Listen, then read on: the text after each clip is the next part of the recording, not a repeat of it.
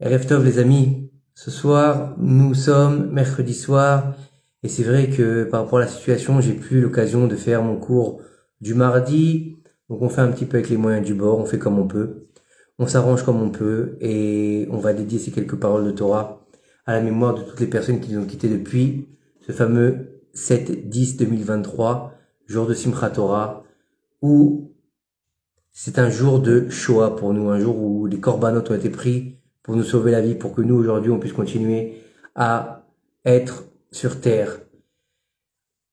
J'ai donné comme titre à ce cours, faut arrêter de délirer.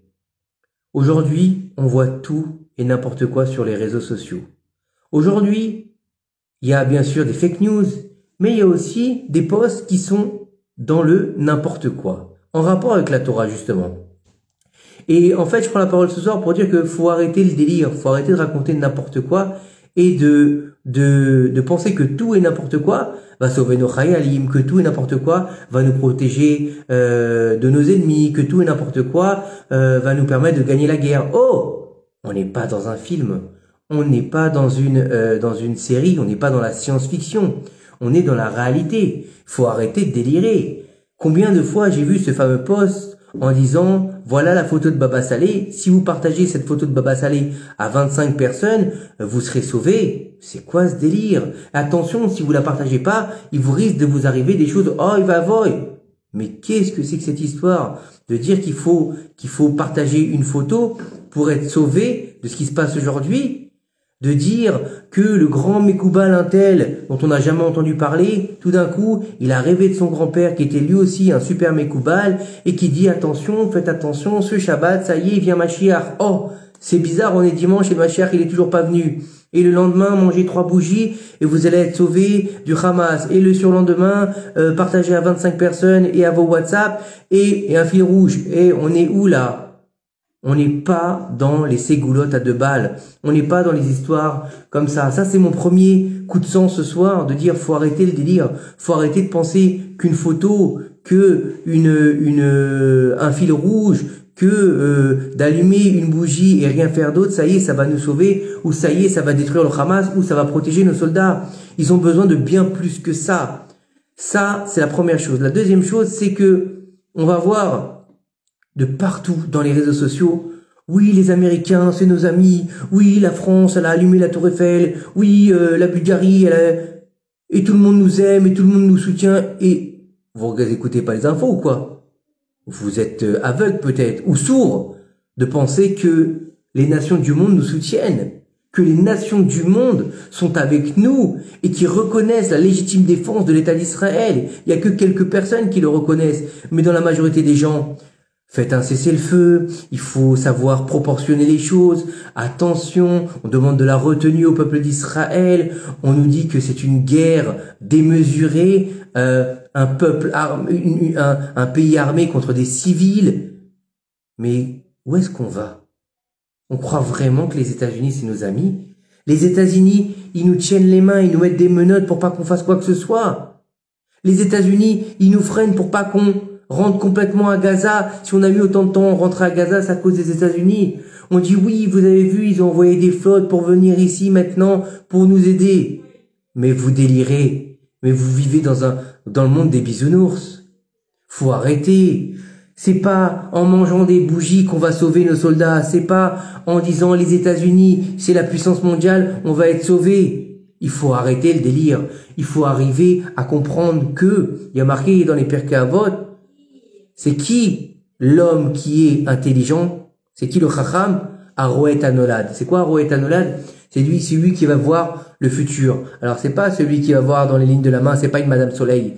C'est celui qui va anticiper les choses. C'est celui qui va utiliser notre Torah, qui va utiliser nos textes, qui va utiliser ce que nos prophètes nous ont dit pour comprendre ce qui va se passer. Pour comprendre que le salut ne va pas venir des États-Unis, que le salut il va pas venir de l'Assemblée nationale en France, que le salut il va pas venir de Pierre, Paul ou Jacques, que le salut il va venir d'Akadosh Baruch Hu, qu'il y a qu'un Kadosh Baruch Hu qui peut nous sauver la vie, que aujourd'hui on veut protéger nos soldats, on veut sauver nos soldats, il y a qu'une chose à faire.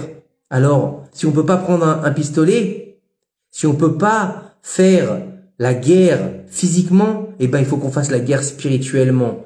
Le roi David, il avait fait un tikkun pour protéger chacun de ses soldats. Qu'est-ce qu'il faisait? Quand il envoyait un soldat à la guerre, il mettait quelqu'un pour étudier la Torah pour ce soldat. Zé keneged zé, celui-là pour celui-là. Et de tout temps, ça a tout le temps marché comme ça. Même lorsque Moshe Rabbeinu lui-même a envoyé Yoshua bin Nun se battre contre Amalek, qu'est-ce qu'il faisait? D'un côté, il y avait Yoshua qui est sorti avec ses soldats et de l'autre côté, Moshe Rabbeinu était en prière. Donc c'est pas nouveau que la prière, elle doit être en association avec le combat. Et aujourd'hui, on a besoin de faire une ishtadlout. La ishtadlout, c'est quoi? Au niveau de la guerre, au niveau du terrain, c'est les soldats qui font leur ishtadlout, qui vont au combat, qui rentrent à Gaza et qu'Akadosh Baruch Hu les protège et qui reviennent tous en bonne santé et complets. Ça, c'est la première chose. Ça, c'est sûr. Amen, Bezrat Hashem.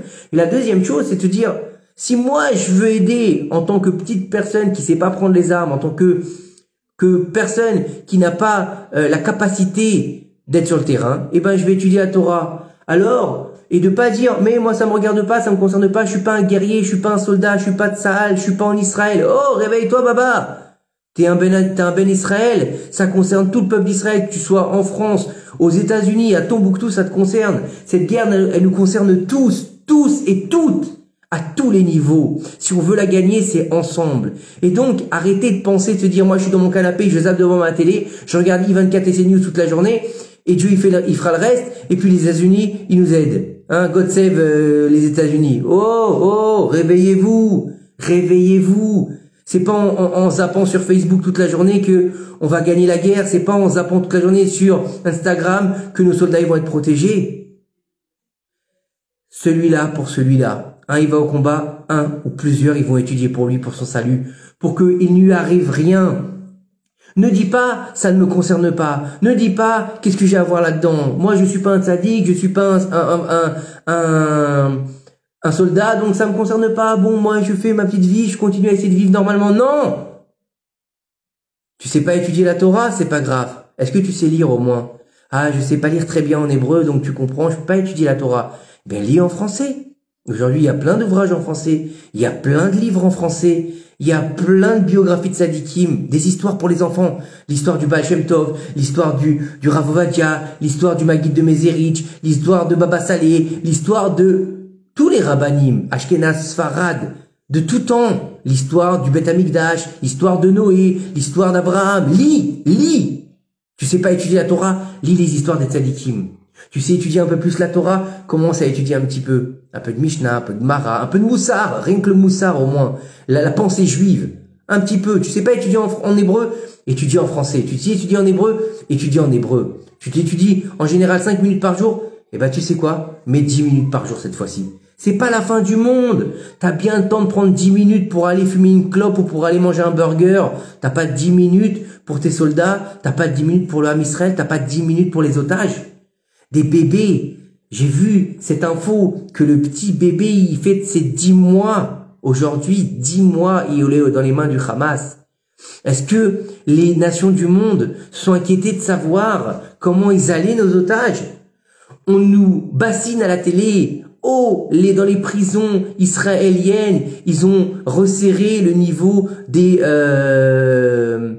prisonniers palestiniens. Ils leur donnent moins de liberté. Mais pourquoi ils ont de la liberté? Nos otages qui sont au bras du Hamas, ces petits bébés, est-ce qu'on sait s'il leur manque pas des couches, s'ils sont propres, s'ils ont un biberon comme il faut, si on leur donne pas n'importe quoi à bouffer, hein, ou s'ils sont vivants d'ailleurs? Est-ce qu'on sait ça? Est-ce qu'on sait que une mamie de 80 ans qui a été kidnappée, et on a comment dire, on a l'audace de dire, ce sont des soldats qu'on a kidnappés? Depuis quand un bébé de 10 mois c'est un soldat? Depuis quand une grand-mère c'est un soldat? Depuis quand une femme qui faisait la cuisine ou qui était en train de manger avec son mari, c'est un soldat? Faut arrêter le délire. Faut remettre les choses à leur place à un moment donné. Et qui plus est, en tant que juif, arrêtez de faire les choux gras des informations, arrêtez de faire les choux gras des émissions de débiles, là. Oh, vous avez vu Cyril Hanouna, il a parlé d'Israël. Oh, vous avez vu AI24. Mais on s'en fout. Il serait peut-être temps de se réveiller. Il serait peut-être temps de prendre la mesure des choses. Ils ont besoin de nous. Vous n'avez pas entendu cette vidéo extraordinaire? Un soldat, Il dit, écoute, on a besoin de vos prières. On a besoin de vous. On ressent la différence quand on est sur le terrain, quand vous êtes en train de prier, quand vous n'êtes pas en train de prier. Prier, c'est quoi? C'est prier, c'est étudier, c'est faire des téhilim. C'est tout ce que tu peux pour ajouter du mérite au peuple d'Israël, quel que soit ton niveau. T'es nanti, tu sais rien. Prends le minimum. Tiens, tu sais quoi? Écoute un cours sur les réseaux sociaux. Allume YouTube. T'es pas assez bim pour allumer YouTube. D'accord? N'importe qui aujourd'hui s'est allumé YouTube. Même à 3 ans, s'est allumé YouTube. Allume YouTube. Et au lieu de regarder le chat qui se grappe à la fenêtre, écoute un cours de Torah de 5 minutes. Tu sais un peu plus que YouTube? Ouvre un livre. Partage un Dvar Torah. Assis-toi avec tes amis et partage-leur un petit Dvar Torah 5 minutes. Prends en charge quelqu'un qui ne connaît rien et aide-le à se rapprocher de son créateur. Aide chacun de tes frères dans le chesed. Parce que tout simplement, ils n'ont pas besoin, nos soldats, que de nourriture matérielle. C'est vrai qu'ils ont besoin d'un peu de réconfort avec des sandwichs, avec des mangals, avec des petites taftaot, c'est vrai. Mais ils ont besoin de soutien. Vous savez, aujourd'hui, j'ai vu que l'article le plus vendu aujourd'hui en Israël, c'est Tzitzit Katan. Des soldats, ils se sont engagés à mettre le Tzitzit Katan alors qu'ils ne mettaient pas. Des soldats se sont engagés à mettre les tefilines alors qu'ils ne les mettaient pas. À se couvrir la tête alors qu'ils s'en foutaient. Des jeunes filles, des bnot Israël, ces joyaux qu'on a et que les Arabes ils veulent nous voler. D'accord? Elles ont décidé de déchirer tous leurs vêtements qui n'étaient pas tsniout pour devenir tsniout, pour donner du mérite au peuple d'Israël. Et toi, t'as pas 5 minutes? T'as pas 5 minutes pour arrêter de dire des bêtises ou arrêter de penser avec tes petites bêtises, de dire, oui, heureusement qu'il y a les États-Unis, oui, heureusement qu'il y a des droits, heureusement, mais quel droit? Personne n'accepte que le peuple d'Israël y soit où il est. Personne n'accepte depuis la nuit des temps le peuple d'Israël. Ça a commencé avec Pharaon qui se prenait pour le Israël. C'est pour ça qu'Akadosh Baruch Hu, il était obligé de faire quoi? Il était obligé de détruire et de faire mourir les premiers-nés d'Égypte pour faire venir son premier-né, Béni Bechori Israël, mon fils, mon premier-né Israël, qui devienne le premier-né du monde. Ça c'est un. Ensuite, déjà on l'a vu à la base avec Caïn et Hevel. Caïn et Hevel. Ensuite avec Ishmaël, qui a dit, je suis le Bechor d'Abraham. Et Dieu lui a dit, non Abraham, en Yitzhak qui sera ta descendance. Et ensuite on a eu Esav et Yaakov. Et il lui a dit, ta descendance sera en Yaakov. Et c'est pour ça qu'on voit que notre plus grand ennemi, qui s'appelle Amalek, là-bas sa mère elle lui a dit, fais attention mon fils. Même si tu fais partie de la descendance d'Abraham, mets-toi de côté. Parce que si tu veux être choisi pour être le peuple d'Israël, celui qui va être choisi, tu devrais être étranger en terre étrangère et être esclave.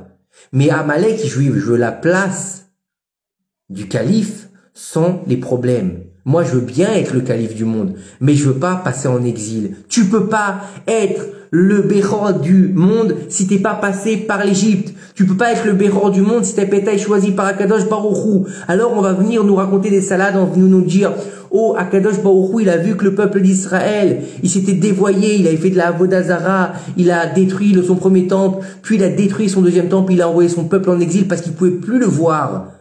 Et il nous a choisi à la place. Comme le nouvel Israël. On est les chrétiens. On est le nouvel Israël. Israël, il a loupé le coche. Et on a même eu le Messie. Waouh! Eux, ils ont déjà eu le Mashiach. Et c'était un feuge en plus. Waouh! Puis après, il y a une autre religion qui est arrivée. Non! Les Juifs, ils sont pas bien. Les chrétiens, ils sont pas bien. C'est pas le vrai Israël. Le vrai Israël, c'est nous. Ishmaël. D'ailleurs, on s'appelle avec elle dans notre nom. On a été choisi, notre ancêtre. Il a les mêmes racines. C'est un sémite. Il est le fils d'Abraham, le premier des pères. Donc c'est normal. C'est nous qui avons été choisis. Mais faut arrêter le délire, les mecs. Asher Barabanu Mikol Amim, qui nous a choisis parmi tous les peuples. Alors pourquoi est-ce que t'as honte? Pourquoi est-ce que t'as peur? Pourquoi est-ce que tu fais le jeu des nations du monde? Pourquoi est-ce que tu penses que c'est les États-Unis, les plus grands alliés du peuple d'Israël qui vont nous sauver? Le seul qui va nous sauver, c'est Akadosh Baruch Hu. Le seul qui est en mesure de nous sauver, c'est Akadosh Baruch Hu. Vous avez vu ce qui s'est passé le 7-10? On avait l'armée la plus forte du monde. On avait une barrière infranchissable avec des caméras que même si un oiseau il se posait dessus, Il était détecté. Et Dieu leur a fermé les yeux. Ils voyaient plus rien. Un écran noir pour tout le monde. Et on a tous été surpris. Tel point que j'ai été à la synagogue le matin et on nous a dit, enfermez-vous, il y a des terroristes dans la ville. Tout Ashkelon est rempli de terroristes. Waouh, comment ils sont rentrés comme ça? C'est Dieu qui décide. C'est Dieu qui a décidé ce qui s'est passé le 7 octobre. Et c'est Dieu qui décidera comment est-ce qu'on va devoir réussir à gagner cette guerre. Parce qu'on va la gagner, Bezrat Hashem. Mais Bezrat Hashem, quand on nous dit le slogan Beyachad Nenatzeach, ensemble, nous allons réussir, marque Bezrat Hashem, avec l'aide d'Hashem. Pourquoi est-ce que les Américains, ils disent que, et Dieu sauve les États-Unis? Pourquoi est-ce que, à l'époque, les Anglais disaient, et Dieu, il sauve la reine? Quand est-ce qu'on va dire une bonne fois pour toutes aux informations, ou quand est-ce que nos dirigeants vont prendre la parole, ils vont dire, et on va gagner cette guerre, Bezrat Hashem, et on va réussir, Bezrat Hashem, et nos soldats, ils vont rentrer à la maison, Bezrat Hashem. C'est lui qui décide. Il n'y a que Dieu qui décide. Alors, au lieu de lever les yeux vers les États-Unis, ou comment ça se passe sur le terrain, on est tous devenus aujourd'hui des spécialistes du combat, des spécialistes de ce qui se passe sur le terrain. Oui, vous comprenez, alors, mon cher, là, ils sont rentrés, ils attendent encore parce qu'il faut pas qu'ils touchent l'hôpital. Oh, faut se remettre à sa place. Notre place en tant que Ben Israël, elle est le peuple du livre. Elle est dans la parole. Akol kol Yaakov. La voix, c'est la voix de Yaakov. Yaakov, c'est Israël. Israël, c'est celui qui est contenu dans tout le peuple par tous les avot. Israël, c'est qui? C'est Yitzhak, c'est Yaakov avec le Yud. Le Shin, c'est Sarah. Le Resh, c'est Rivka et Rachel. Le Aleph, c'est Avraham. Et le Lamed, c'est Léa. D'accord? Tous les patriarches et toutes les matriarches sont compris dans ce nom-là, le nom d'Israël. Am Israël Chai Vekayam. Le peuple d'Israël, il est vivant et il sera là tout jamais. Mais est-ce qu'on est conscient que ni les ségoulottes à 2 balles et ni nos pseudo-alliés qui a marqué dans les textes qu'à la fin des temps, tous les gens soutiendront Israël, les 70 nations soutiendront Israël à la fin des temps, mais que ensuite ils se retourneront contre Israël. Et ce sera la dernière guerre, la guerre de mitzvah que fera le peuple d'Israël et le Mashiach pour libérer Israël des oppresseurs et des nations du monde. Vous croyez qu'on n'est plus en galoute? On est encore en galoute, on est dans une galoute. Pensez à toutes ces personnes qui, c'est vrai, n'ont pas été en otage et n'ont pas été au combat, mais qui sont obligés de vivre en dehors de chez eux depuis quelques semaines, dans des appartements de fortune que grâce à Dieu, des gens qui les connaissaient pas leur ont passé, leur ont prêté, des tzadikim qui ont fait un chesed et une messirut nefesh pour aider les gens du sud et aussi maintenant les gens du nord. Une messirut nefesh incroyable, un avat chinam incroyable, un amour gratuit qui est exceptionnel. Le deuxième temple, il a été détruit à cause de la sinatrinam, à cause de la haine gratuite. Le troisième temple, il sera reconstruit quand on aura fait le tikkun de la haine gratuite. La réparation de la haine gratuite, c'est avat chinam, l'amour gratuit. Et c'est ce qu'on est en train de voir aujourd'hui. Il y a 3 semaines, un peu plus de 3 semaines, c'était la guerre en Israël. La gauche, la droite, les gens se battaient pour des puérilités. On se disait, oui, la Cour suprême et pas la Cour suprême, les juges. L'excuse. C'était la guerre de l'obscurité de la pureté contre la pureté, contre la lumière de la pureté. Et aujourd'hui, on est dans une guerre absolue entre ce qui s'appelle la Toum'a, l'impureté, et la Gdusha, Israël. Et regardez bien, le rêve de Daniel, allez lire le rêve de Daniel. Dans le rêve de Daniel, là-bas, il rêve d'une espèce de monstre horrible et qui a une espèce de face comme un rhinocéros, il a des cornes sur sa tête. Et là, il y a une petite corne qui n'a pas d'yeux, qui n'a pas de braille, mais qui a une bouche et qui passe son temps à crier. Et elle crie, cette corne, elle n'arrête pas de crier. Et nos sages nous disent, c'est le dernier exil. Et qui est compris dans le 4e exil. Vous savez qu'il y a eu 4 exils. L'exil de Babylone, avec Nebuchadnezzar, puis l'exil de la Perse, c'est ce qui s'est passé avec l'histoire de Purim, puis l'exil de la Grèce, d'accord? La Grèce et l'histoire de Hanouka, puis l'exil de Rome, le dernier exil dans lequel on est encore aujourd'hui. Mais dans l'exil de Rome, Donc Rome, c'est Esav. Il y a un dernier exil, c'est l'exil d'Ishmaël. Mais il est dans l'exil de Rome et c'est le dernier exil qu'on devra combattre pour pouvoir faire venir le Mashiach. Alors vous allez me dire, mais pourquoi est-ce qu'il y a encore un exil dans l'exil? C'est-à-dire que ça fait partie de l'exil, il y a que 4 exils. Mais dans cet exil, il y a un petit bonus, on va dire. Pourquoi Ishmaël? Parce qu'à la fin de sa vie, Esav, le rachat, qui s'était marié, il a dit, j'ai fait teshuva, je vais aller prendre une femme comme mon père. Il a été épousé la fille de Ishmaël. Donc Esav et Ishmaël, aujourd'hui, ils sont ensemble. Faut apprendre à lire dans la paracha de la semaine. Faut apprendre à lire ce qui s'est passé. Faut apprendre à lire dans la paracha. Vous vous rendez compte que tout ce qui se passe, c'est dans le Sefer Bereshit. Lisez le Sefer Bereshit. Tout ce qu'on a vécu, c'est écrit noir sur blanc dans la Torah. Il faut juste savoir lire et ouvrir les yeux. Il est temps d'ouvrir les yeux. Il est temps de comprendre dans quelle situation on se trouve.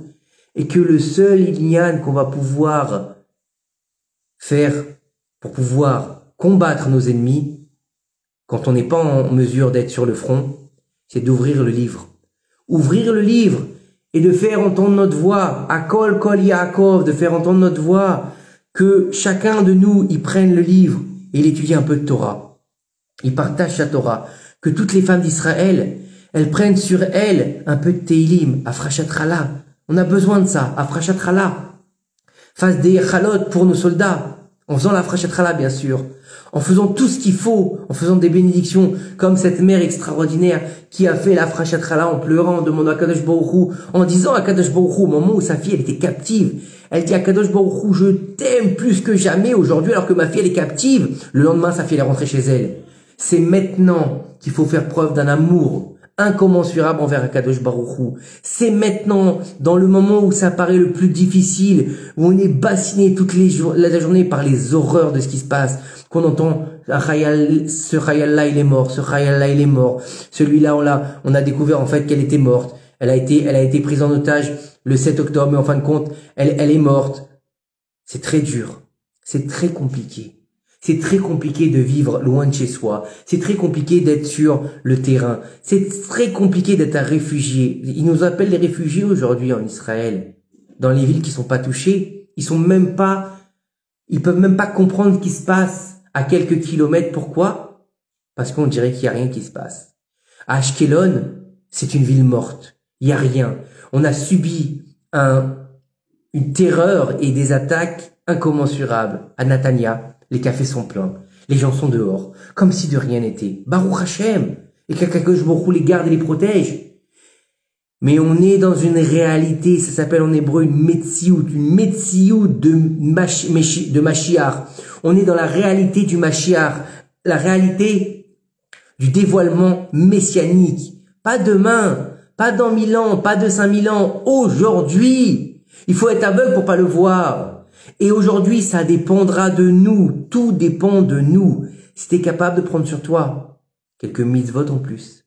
Monsieur, madame, toi qui es derrière ton écran, toi qui m'écoutes, je t'en prie, pour le bien des soldats, pour le bien des otages, pour le bien du peuple d'Israël, oublie ta personne quelques secondes et pense aux autres. Pense à ces jeunes gens qui ont 19 ans qui sont au front.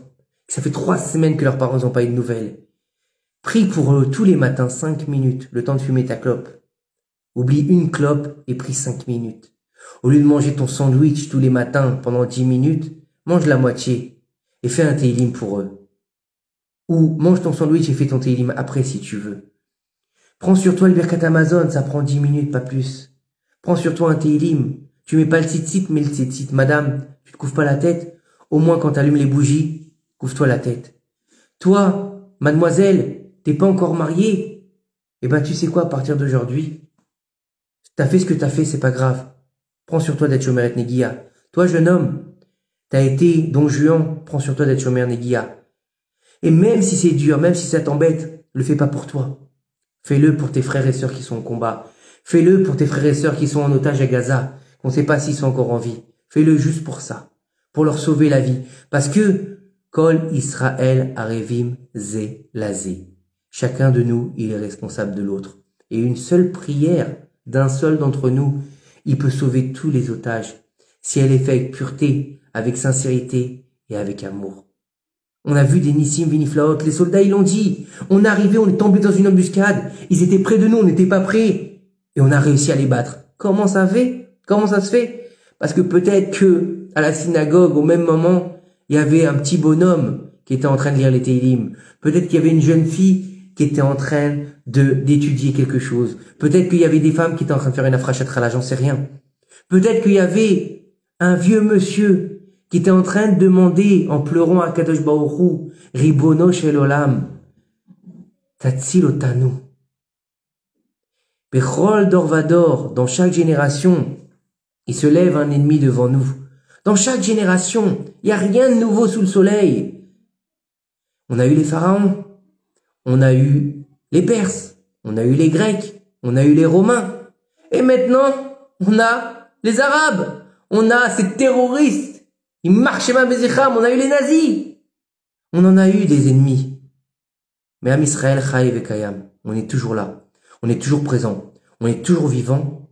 Et on est plus vivant que jamais. Mais arrêtons de dire que maintenant on sait se défendre parce qu'on a des flingues. Et on a des mitraillettes, on a une armée. Que Dieu les protège, nos anges. Mais nous aussi, on a un devoir de les protéger aussi. Eux, ils nous protègent. Et nous, on doit les protéger. Réveillons-nous, éveillons-nous à l'amour gratuit pour faire venir le 3e temple et pour qu'enfin le Mashiach il se dévoile. Comment? Arrête les délires de Facebook, arrête les délires de TikTok, arrête les délires de ces goulottes. En mangeant 3 bougies, ça va pas faire tenir un soldat. Mais un Tehillim, ça peut aider. Un Dvar Torah, ça peut aider. Un Shiur Torah, ça peut aider. Une Afrashat Chala, ça peut aider.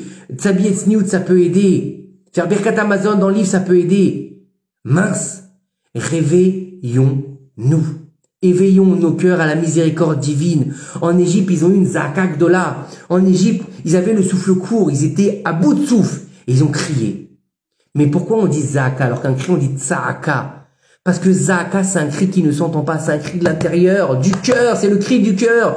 Ils étaient tellement pas en mesure d'avoir des forces. Ils criaient de l'intérieur. Ils n'avaient plus de voix. Mais nous, aujourd'hui, on a la voix. On a la force, on a le besoin et la nécessité de se lever et d'aider nos frères et sœurs où qu'ils se trouvent, parce que c'est pas plus beau en France, hein, le nombre d'actes antisémites, avec le nombre de manifestations pro-palestiniennes qu'il y a en Angleterre. Donc, pauvre monsieur qui est niftar aux États-Unis, on lui a tapé avec un mégaphone sur la tête parce qu'il a été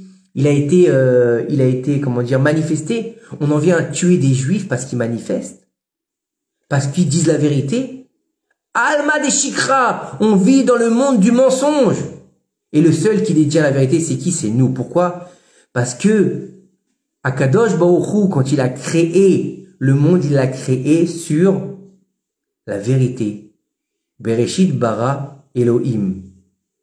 Dernière lettre, Emet. Qu'est-ce qu'on dit? On le dit tous les vendredis soirs dans la prière. Pourquoi on dit Emet? Parce que c'est la vérité. C'est la vérité. La vérité, elle était tenue par le peuple d'Israël. Et ça gêne tout le monde. Au bout d'un moment, il serait temps de reprendre notre place. De reprendre ceux dont on doit être les gardiens du savoir. Les gardiens de la vérité, les gardiens de la prophétie. Arrêtons d'avoir honte et de baisser la tête devant les nations du monde, devant les États-Unis, de baisser la tête pour qu'on ait une petite caresse des États-Unis. Tiens, un billet en plus pour le Kippa de Barzel. Tiens, un billet en plus pour les soldats. On n'a pas besoin de leur tzedaka. Akol kol Yaakov. Et la voix, c'est la voix de Yaakov. Faisons entendre notre voix vers Akadosh Baruch Hu pour qu'il nous envoie la Géoula Berachamim par miséricorde.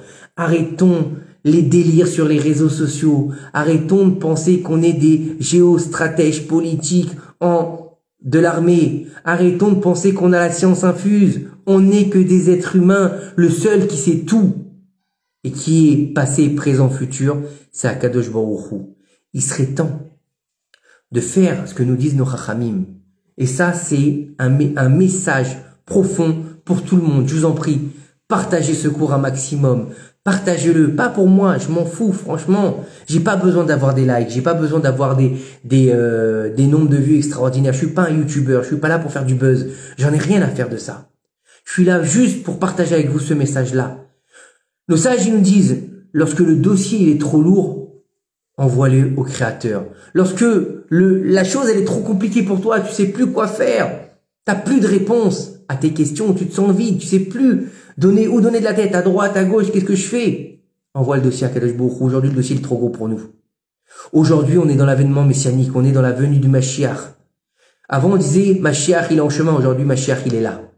Donc, de penser et de comprendre que maintenant, on va dire à Kadosh Baruch Hu, écoute, nous, on va faire ce qu'on a à faire. Les soldats, ils font ce qu'ils ont à faire. Nous, on fait ce qu'on a à faire du côté spirituel, du côté matériel. On aide les soldats, on aide les familles en détresse. On fait du chesed d'un côté et de l'autre côté, on fait de la Torah. Chesed et Torah ensemble, c'est l'antidote pour faire tomber tous nos ennemis. Chesed, Haolam, Chesed Dibané. Le monde, il a été créé sur la bonté. Et Torah. Pourquoi? Parce que le monde, il peut pas se maintenir sans Torah.